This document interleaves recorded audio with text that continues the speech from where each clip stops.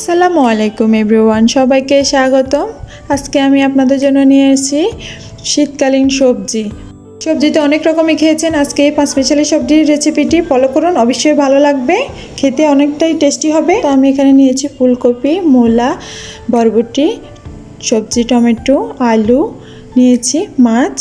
এগুলো দিয়ে আজকে আমি শীতকালীন সবজি রান্না করব এগুলা। তো আমি এখানে সবগুলা কেটে নিয়েছি। দেখুন, এখানে নিয়েছি ফুলকপি, টমেটো, সবজি টমেটো, বরবটি, মূলা, আলু, সবগুলো একসাথে কেটে আমি এখন ধুয়ে ফেলছি। ভালো করে এগুলো ধুয়ে নেব। সবগুলো কাটা হয়ে গেছে, এখন আমি এগুলো ধুয়ে রান্না করব। এই শীতকালীন সবজি কিন্তু আসলে অনেক মজাদার একটা সবজি, যা যে খাবে সে প্রেমে পড়ে যাবে। তো আমি এখানে একটা কড়াইতে তেল দিয়ে দিয়েছি, পরিমাণ মতো তেলটা দিতে হবে।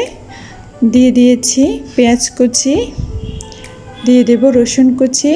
আমি এখানে বাটা রসুন ব্যবহার করব না, এখানে কুচানো রসুনই দিয়েছি। পেঁয়াজগুলো একটু ভেজে নিয়ে দিয়ে দেবো 1 টেবিল চামচ হলুদ গুঁড়ো, 1 টেবিল চামচ মরিচ গুঁড়ো, 1 টেবিল চামচ মশলা গুঁড়ো, দিয়ে দেবো 1 টেবিল চামচ লবণ। স্বাদ মতো দিবেন, আপনাদের প্রয়োজন অনুযায়ী দিবেন, আপনাদের সবজিটা অনুযায়ী দিবেন। আমি আমার সবজি অনুযায়ী এরকম দিয়েছি। সবগুলো মশলা মিক্স করে একটু জাল করে নেব। এর মধ্যে দিয়ে দেব 1 কাপ পরিমাণ পানি। পানিটা দিয়ে আরেকটু নেড়ে ছেড়ে দেবো। দেওয়ার পর এখানে দিয়ে দেব আমি মাছ, তেলাপিয়া মাছের এই মাথাগুলো দিয়ে আজকে আমি এই সবজিটা রান্না করব। ভীষণ অসাধারণ একটা রেসিপি হবে, একদম অসাধারণ খেতে লাগবে এই মাছটা। আমি এখানে চিংড়ি মাছ ব্যবহার করি নাই, কারণ চিংড়ি মাছে সবাই খেতে পারে না, ওই জন্য চিংড়ি মাছতে একটু অ্যালার্জি আছে, ওই জন্য আমি এখানে তেলাপিয়া মাছটাই ব্যবহার করেছি। তো এখন দিয়ে দেব সবজির মশলা। সবজির মশলা দিয়ে একটু মাছগুলোকে একটু ভালো করে নেড়ে ছেড়ে ভালো করে কষিয়ে নেব। কষানো হয়ে গেলে আমি এখানে দিয়ে দেব 1.5 কাপ পরিমাণে পানি দিয়ে দেব আমি এখানে। দিয়ে আরেকটু ভালো করে এগুলো কষিয়ে নেব। নেওয়ার পর আমি দিয়ে দেব যে পাঁচমিশালি সবজিটা, শীতকালীন সবজিটা তৈরি করে রেখেছি কেটে কুটে, ওগুলো দিয়ে দেব এখন। দিয়ে একটু ভালো করে নেড়ে ছেড়ে দেব, ভালো করে নেড়ে ছেড়ে দিতে হবে। শীতকালীন আসলেই সবজিটা কিন্তু আসলেই মজা। শীতকালীন সবজি খেতে অনেক দারুণ লাগে, অনেক টেস্টি লাগে। তাই আমি এখন ঢাকনাটা দিয়ে দেব, নেড়ে চেড়ে ঢাকনাটা দিয়ে দিয়েছি। কিছুক্ষণ পর আমি একটু দেখে নেব কেমন হয়েছে। দেখুন, সবজিটা কিন্তু বাষ্প উঠে গেছে, দেখুন। তারপর আমি আরেকটু নেড়ে ছেড়ে দেব ভালো করে, ভালো করে একটু মিশিয়ে দিলে যেন সবজির ভিতরে সব কিছু প্রবেশ করে, ওই জন্য দিয়ে দিলাম, ভালো করে নেড়ে ছেড়ে দিলাম। আবার কিছুক্ষণ পরে দেখুন কেমন হয়েছে। আমার সবজিটা রান্না করতে প্রায় 20 থেকে 25 মিনিট লেগেছে। আপনারা চাইলে নিমিষেই তৈরি করতে পারবেন এরকম একটা সবজি। ভিডিওটি ভালো লাগলে প্লিজ লাইক, শেয়ার এবং সাবস্ক্রাইব করে পাশে থাকবেন নিত্য নতুন ভিডিও পাওয়ার জন্য। সবজিটা দেখুন কেমন হয়েছে, একদম অসাধারণ হয়েছে। সবজি তো আমরা প্রতিদিনই খাই, কিন্তু এভাবে একবার ট্রাই করে দেখবেন কেমন হয়েছে। রেসিপিটা ফলো করে এভাবে একবার রান্না করে দেখবেন কেমন হয়েছে। এরপর আমি সবগুলা সবজি কষানো হয়ে গেছে, কষিয়ে নিয়েছি। কষানোর পর আমি এখানে পরিমাণ মতো পানি দিয়ে দিয়েছি। পরিমাণ মতো পানি দিয়ে এবার আমি এটাকে ঢেকে দেব। কিছুক্ষণ নাড়ে ছেড়ে আমি এটাকে ঢেকে দেব।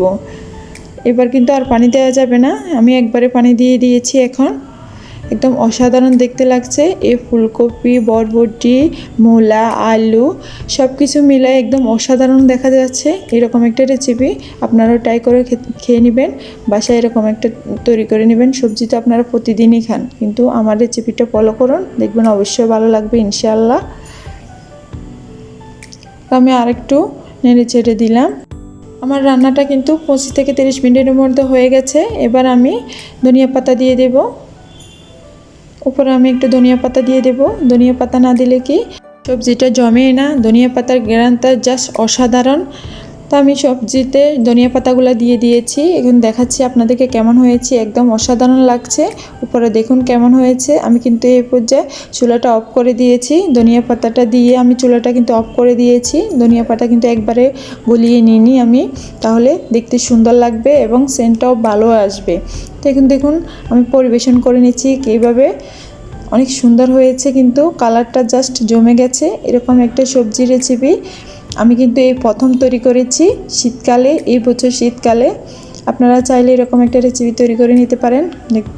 একদম অসাধারণ দেখা যাচ্ছে। জাস্ট ফুলকপির রেসিপিটা খুবই ভালো লাগে। বাড়িতে মেহমান আসলে বা বাসায় মেহমান আসলে, আত্মীয় আসলে আপনারা মাংসের সাথে এই সবজিটা দিবেন। জাস্ট মাংসটা রেখে এই সবজিটা আগে খেয়ে নেবে। একদম অসাধারণ হয়েছে খেতে, আপনারা ট্রাই করলেই বুঝতে পারবেন। একদম অসাধারণ হয়েছে। আমি যেভাবে রান্না করেছি আপনারা চাইলে এইভাবেই রান্না করতে পারেন। রান্না করার পর আমাকে কমেন্টে অবশ্যই জানাবেন কেমন হয়েছে। অবশ্যই ভালো হবে ইনশাআল্লাহ। আল্লাহ হাফেজ।